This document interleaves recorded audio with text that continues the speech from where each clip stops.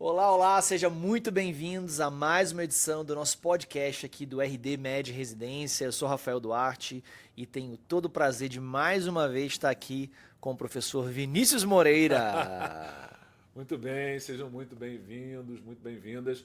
A gente está nesse podcast, eu sou Vinícius Moreira, professor de pediatria, e a gente vai traçar um paralelo, onde certamente Rafael vai falar muito mais, porque a gente vai falar de um tema importante que é a hipertensão, Sim. mas muito mais comum em adultos do que em crianças, né? Exatamente. A ideia hoje é a gente falar de hipertensão arterial sistêmica e fazer aí um paralelo das diferenças no adulto, na clínica médica e na pediatria.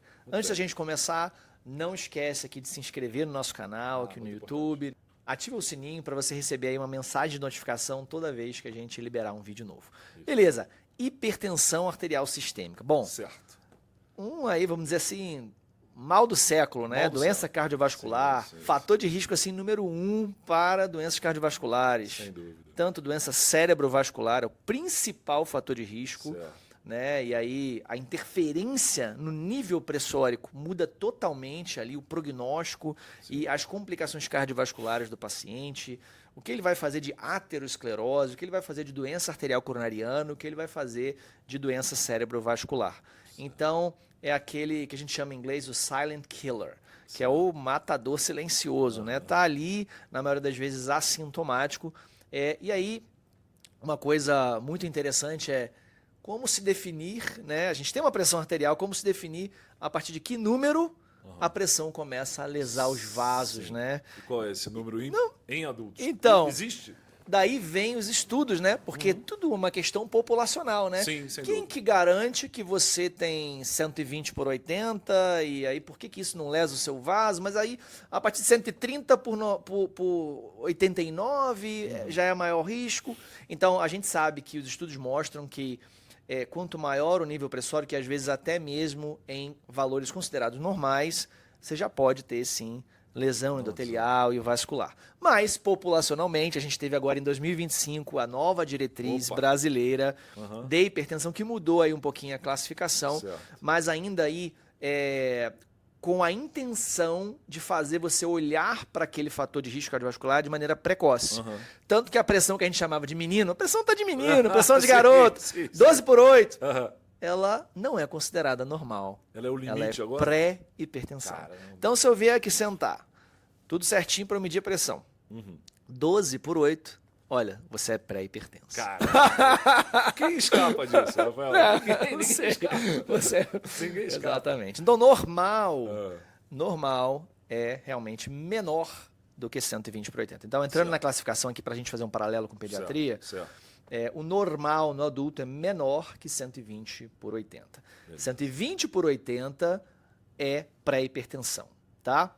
E aí, quando que passa a ser hipertensão? Então, vamos lá, vamos entrar nos critérios aqui de hipertensão para a gente fazer esse paralelo com a pediatria. Perfeito. Bom, se 120/80 já é pré-hipertensão, né? Eu tenho pré-hipertensão até o momento em que o cara é classificado como hipertenso. Isso aí não mudou na diretriz. É 140/90. Então, 14/9 é hipertensão estágio 1. Os estágios 2 e 3 também não mudaram. Então, quando chega lá 160/100, é hipertensão estágio 2. E quando chega a 180/110, é estágio 3. Maravilha. Então, o que é o normal? O normal é menor que 120/80. O que mudou da diretriz anterior é que existia a definição de pressão ótima. Isso aí saiu da diretriz brasileira e a gente tem aí o normal, menor que 120/80. A gente tem o pré-hipertensão de 120/80 até 139/89. A gente tem a hipertensão estágio 1, que é ali de 140 até 140 a 159 e de 90/99, né? Então, chegou a 160/100 já é estágio 2 e 180/110 já é estágio 3. Perfeito. E na criança? Agora, minhas dúvidas. Vamos lá. Risco cardiovascular, a gente pensa nisso, é uma coisa muito a longo prazo e também a definição dos critérios. Vou começar pelo final, pela definição. Em criança, a gente tem algo muito interessante que é o seguinte: você vê a pressão da criança e olha para o gráfico. Gráfico de sexo e idade. Mas tem mais um detalhe que influencia na pressão. E se você perguntar isso para um aluno, ele vai falar, é o peso. Sim, certamente o peso. é uma das causas da hipertensão, principalmente a essencial em adolescentes. Sim. Perfeito. Só que o que interessa para eu avaliar a pressão da criança não é o peso que é causa, mas sim a altura. Porque as crianças mais altas, elas têm como permissão ter um limite de pressão um pouco maior do que as crianças menores. Então, se você pegar uma criança de 6 anos, percentil 95 de altura, você vai olhar no gráfico, o limite dela de percentil 90, 95, é um pouquinho maior do que uma criança de 6 anos, um menino também, sim, percentil 5 de altura. Ou seja, os menores têm limites mais baixos para serem ultrapassados e serem considerados hipertensos. Legal. E aí a gente usa percentil. Abaixo do percentil 90, pressão normal. Percentil. Entre 90 e 95, aí já é o que antes a gente chamava de pré-hipertenso e agora chama de pressão elevada, para já deixar a pessoa mais tensa. E aí, do percentil 95 até o 95 mais 12, e as pessoas, que mais 12 é esse? É exatamente isso. Soma 12, número 12, sim, ao valor encontrado como percentil 95. Então, nesse intervalo, hipertenso estágio 1. E a partir do percentil 95 mais 12, hipertenso estágio 2. A gente não tem hipertenso estágio 3 sim, em pediatria. É normal, pressão elevada, que antes era pré-hipertenso, hipertensão estágio 1, hipertensão estágio 2. Em termos de longo prazo, a gente não tem esse longo prazo na pediatria, né? Já vira adulto. O que a gente tem quando há uma pressão já há muito tempo elevada, cronicamente, você não consegue definir o tempo, mas já é coisa talvez de ano, sim, é você ter uma repercussão em órgão-alvo. sim. E eu não sei como é que é em adulto, muito tempo que eu estudo adulto, mas em criança, o grande marcador é a hipertrofia de ventrículo esquerdo.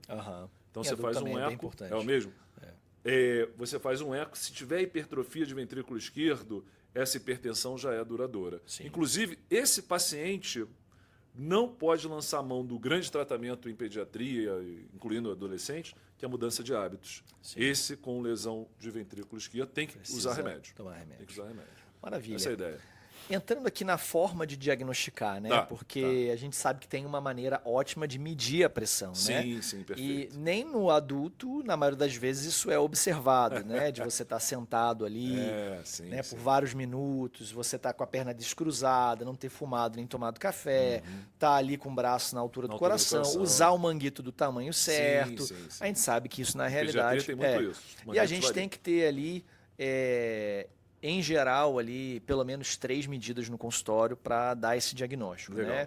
Se a pressão for muito elevada, já uma hipertensão estágio 3, aí uma medida já seria suficiente até para você começar o tratamento. Mas, em geral, você não vai fazer uma única medida, né, e definir. Como é que é na criança? Porque a criança vai ficar parada, pelo menos, para poder medir a pressão. Boa pergunta. E também tem uma questão do braço direito, né, para você, porque tem a questão da coartação. Como é que é essa questão? Isso é bobagem? Não, então vamos lá.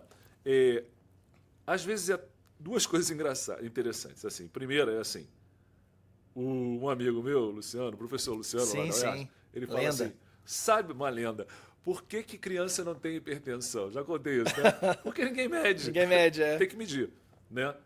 Mas, pela dificuldade técnica, imagina você ver a pressão de um lactente de 9 meses chorando no consultório. Cara, fica quieto, não compreende. O tamanho do manguito também, né? Tem que ser certinho. Tem que ser certinho. E aí, o que a sociedade definiu? Inclusive está dentro das diretrizes brasileiras também, e a Sociedade Brasileira de Pediatria encampou. Criança abaixo de 3 anos, você não precisa estar liberado de ver a pressão. Não precisa ver. A não ser que ela tenha, por exemplo, uma má formação renal. Sim. E aí ela tem tendência de ser hipertensa. Sim. Não havendo isso, você não precisa checar a pressão de criança com menos de 3 anos. A partir de 3 anos, é obrigatório. Sim. Pelo menos uma vez por ano. E na primeira vez que você for ver a pressão da criança, é obrigatório ver em membro inferior.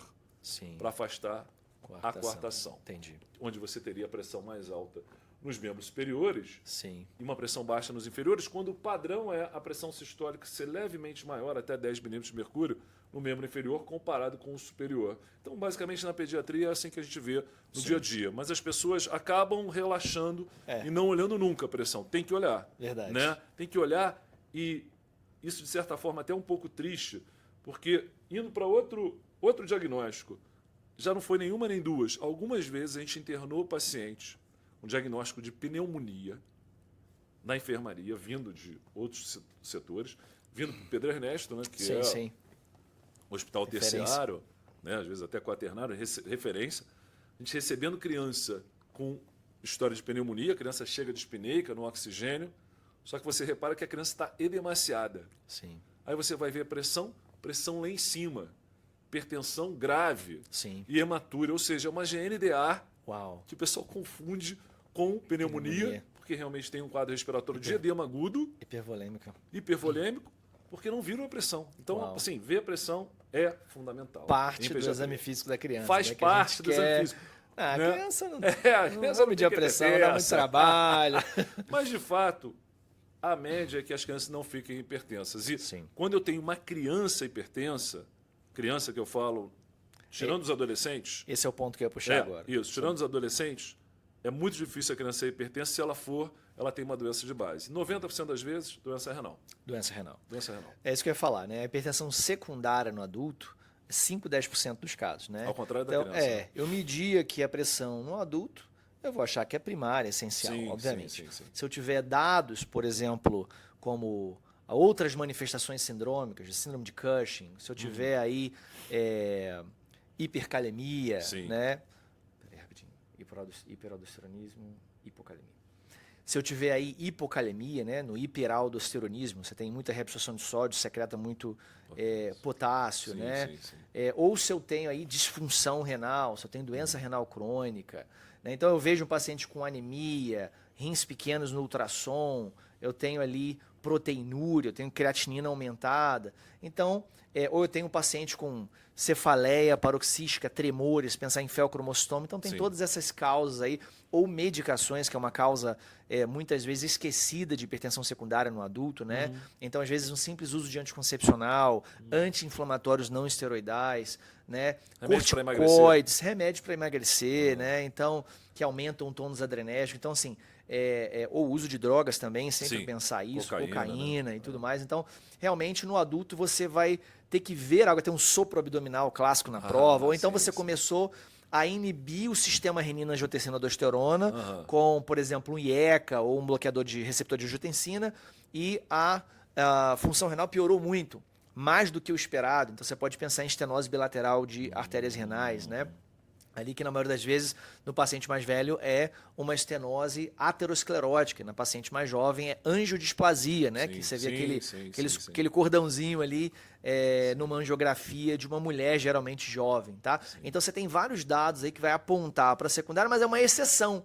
A prova gosta disso, você tem que saber quando pensar em secundária. Inclusive a gente pode até abordar aqui, por exemplo, é o paciente que tem hipertensão antes dos 30, ou depois dos 55 anos.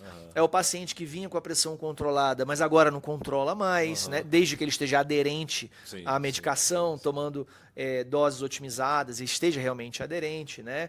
É o paciente que tem esses dados sindrômicos ou até eletrolíticos, como, por exemplo, hipocalemia, disfunção renal, tudo isso, você vai pensar. Agora, e na criança? Você mede ali... Olha que interessante, você está falando sobre isso da hipertensão secundária, eu não sei se não é uma curiosidade minha. No adulto, por exemplo, na criança, a gente tem a hipertensão secundária na criança pequena, que geralmente tem doença renal, e essa pressão é muito alta. No adolescente que tem hipertensão essencial, ele ultrapassa um pouco o limite, não é muita coisa. No adulto também funciona assim, ou seja, o que tem hipertensão essencial não tem uma hipertensão tão grave, e o que tem secundária hipertensão é mais grave ou não? Não funciona assim? Funciona e não funciona, mas assim, por que funciona? Por que esse raciocínio ele não é errado? Porque nos casos de hipertensão resistente, por exemplo, você tem que investigar. A probabilidade de ser secundária é maior. Entendi. Então, sim, você tem, por exemplo, a população negra que tem mais hipertensão mais severa, né? Então você pode sim ter níveis bem elevados de hipertensão essencial. Sim. Porém, se ele tiver uma hipertensão classificada como refratária, né? A chance, a porcentagem dele ter hipertensão secundária é maior, e você tem, sim, de maneira mandatória, investigar. O que é uma hipertensão refratária? É o cara que está com 3 medicações, em dose otimizada, incluindo um diurético tiazídico, e ele continua hipertenso acima da meta. Qual que é a meta ali, em geral, para eu dizer, não, eu estou controlando esse fator de risco cardiovascular. E o fator que eu quero controlar é numérico mesmo. Quanto mais eu abaixo aquele número, mais eu reduzo complicações cardiovasculares. Boa. Então a meta é menor do que 13/8, 130/80. Essa é a meta no adulto. Existe essa meta na criança? Não, a meta na criança é deixar a pressão normal. Agora, se for uma hipertensão secundária, a gente tem pouca esperança de, com medicação, resolver isso. Sim. Tem que tratar a doença de base. Doença de base. E às vezes a gente não consegue. A gente já teve um paciente esse ano, paciente com doença renal, uma glomerulosclerose segmentária focal, Sim. que eu nunca vi isso. Ele estava usando 6 antihipertensivos. Caramba. Ou seja, primária, né? Obviamente. secundária a doença renal, né? Mas Não, mas a doença renal, glomerulosclerose era sim, primária. sim, sem causa definida. Caso triste, né? Que É. certamente vai evoluir para a insuficiência renal. E eu não sei se no adulto tem um pouco disso, assim, aquele ciclo vicioso de Tem. ele é hipertenso e desenvolve doença renal, e a doença renal faz ele ficar mais hipertenso. Absolutamente. Super correto. Realmente, uma das complicações mais temidas da hipertensão é a doença renal. É a doença né? renal. Então, a gente monitora ali a albuminúria, a função renal, né? E, obviamente, quanto mais hipertenso não controlado, mais lesão risco renal. de- Com E certeza. aí você junta o pouco que eu lembro de adulto. Diabetes e hipertensão são os inimigos do rim, talvez, São, principais. totalmente, né? No Brasil, a principal causa de diálise é o diabetes, né? No mundo é hipertensão arterial. Caramba, então são os dois grandes São os vilões. dois grandes inimigos Sim, que sim, levam sim. à diálise, à disfunção renal crônica. E a gente sabe, o desfecho do paciente dialítico é muito ruim, né? Realmente verdade. uma qualidade de vida muito ruim. É verdade. Beleza, vamos então ali para o controle, para o tratamento, né? Tratamento, fundamental. Porque aqui, de acordo com as novas diretrizes brasileiras de 2025, a questão da monoterapia, de Sim, dar o perfeito. remédio, ela ficou um pouco mais restrita. Interessante. Mesmo o cara que ele é hipertenso inicial, ele tem ali 14/9 ou mais, eu vou combinar geralmente um bloqueio do sistema renina-angiotensina-aldosterona com o IECA ou BRA, mais alguma medicação, que seria um bloqueador do canal de cálcio ou um tiazídico, tá bom? Lembrando que IECA, BRA, o bloqueador do canal de cálcio e o tiazídico, eles são as medicações primárias, né? As medicações classe A ali para tratar a hipertensão, tá? Certo. As outras medicações, como beta-bloqueadores, por exemplo, não são medicações primárias, são secundárias. E aí tem muito aí que cai na prova, muito importante para a galera saber, as diversas comorbidades que pedem outras medicações. Mas o que eu quero é que aí, tipo assim, se eu tenho tremor essencial, eu poderia então associar um beta-bloqueador para poder controlar. Boa. Se o cara tem enxaqueca, ele pode usar aí também como profilaxia um beta-bloqueador, um bloqueador de canal de cálcio. Então tem essas associações que são muito importantes saber para a prova. Certo. Mas o que eu quero dizer e fazer o paralelo com a pediatria é que a gente é mais precoce em começar a medicação, até mesmo começar a medicação combinada, de preferência numa pílula única, para melhorar a aderência do paciente. Sem dúvida. Se o paciente tiver hipertensão estágio 1, ali 140/90 até 149/99 e baixo risco cardiovascular em termos de outras comorbidades, como diabetes, por exemplo, eu posso então até começar uma medicação só. Certo. Mas na criança é totalmente o contrário, né? Totalmente contrário. Assim, primeiro, se for secundária, atacar a doença de base. Mas Sim. a gente vê hipertensão em pediatria, principalmente no adolescente. Tem inclusive um estudo chamado ERICA, que é o estudo de risco cardiovascular, por isso esse nome ERICA, né? Risco cardiovascular. Feito aqui no Brasil recentemente, que avaliou 73.399 adolescentes de 12 a 17 anos e, para nossa surpresa, para mim pelo menos foi uma surpresa, 25% da população brasileira de adolescentes sofre de problemas de pressão alta. Ou pressão elevada, Caramba. 15% aproximadamente, ou hipertensão de fato, 10%. Então, 25% dos adolescentes têm problemas de pressão no Brasil. Porque essa amostra é muito significativa, 80 mil crianças praticamente, né?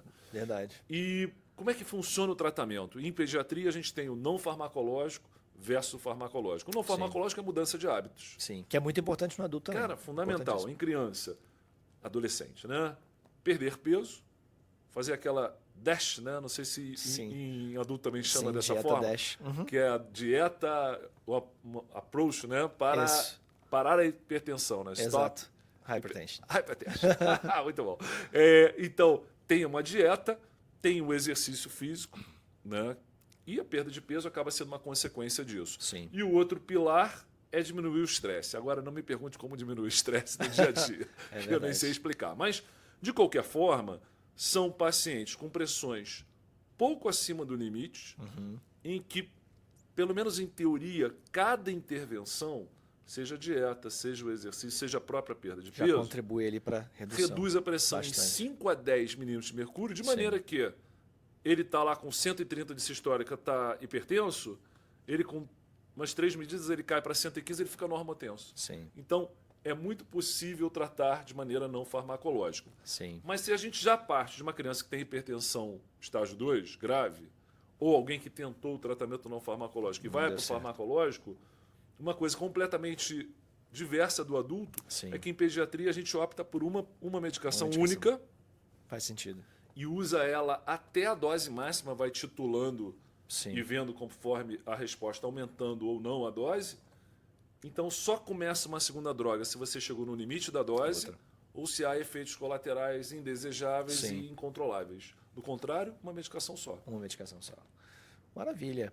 Bom, a gente pensa mais em secundária quando a gente vê a criança hipertensa. Sim. Mas atualmente a obesidade infantil tem aumentado muito, né? Muito. Então, quando você fala em 25%, é mais por conta do estilo de vida, dieta ocidental Rafael, e obesidade. Muito. Esse trabalho, Érica, mostrou quando ele separou em grupos e botou os obesos, o percentual aumentou muito. Aumentou aquilo que somado era 25%, só o de hipertenso subiu mais 15%.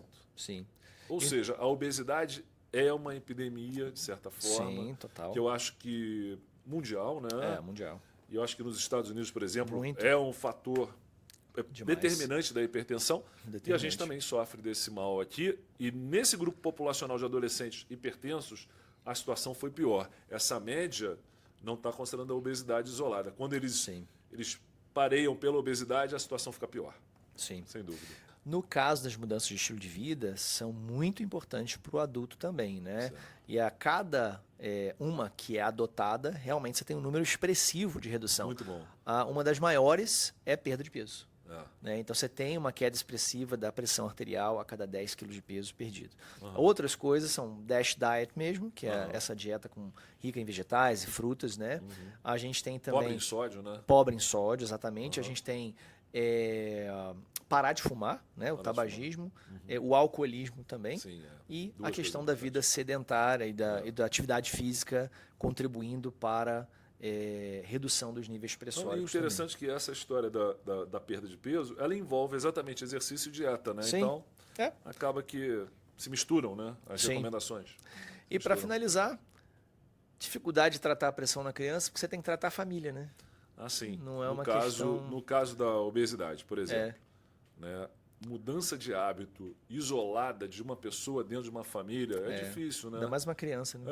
Em geral, esse adolescente hipertenso, ele tem um histórico familiar de hipertensão. Então, se você conseguir, o médico de família, por exemplo, né, que cuida do adulto, cuida da criança, ele conseguindo fazer uma mudança de hábito global ali, a chance de sucesso é muito maior. Sim. Porque fazendo dieta com a geladeira cheia é difícil, né? É difícil. Ou cheio de chocolate em casa, né? Sim. Ou aí é um sacrifício. Mas se todo mundo muda o estilo de vida, fica mais fácil. Verdade. Sem dúvida. Maravilha. Excelente paralelo aqui entre hipertensão arterial na criança e no adulto, né? Realmente, no adulto, hipertensão é essencial. Na criança, cada vez mais aumenta a hipertensão primária, essencial, por conta da obesidade infantil, que é uma grande epidemia. Porém, viu uma criança hipertensa e tem que medir, né? E aí, de preferência, a primeira medida aí nos membros inferiores, né? Para você fugir da coarctação da aorta, que necessariamente vai causar hipertensão nos membros superiores, né? E aí você tem que pensar numa possível causa secundária, sim.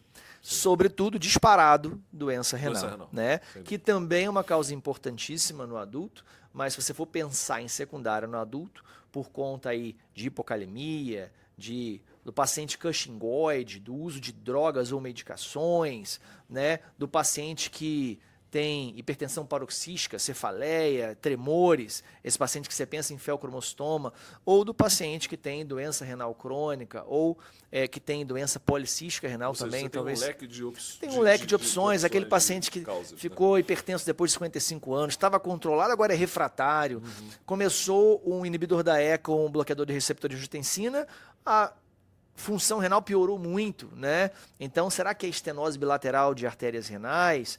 Será que ele tem estenose de artéria renal em rim único, que nunca foi descoberto? Também é uma possibilidade, né?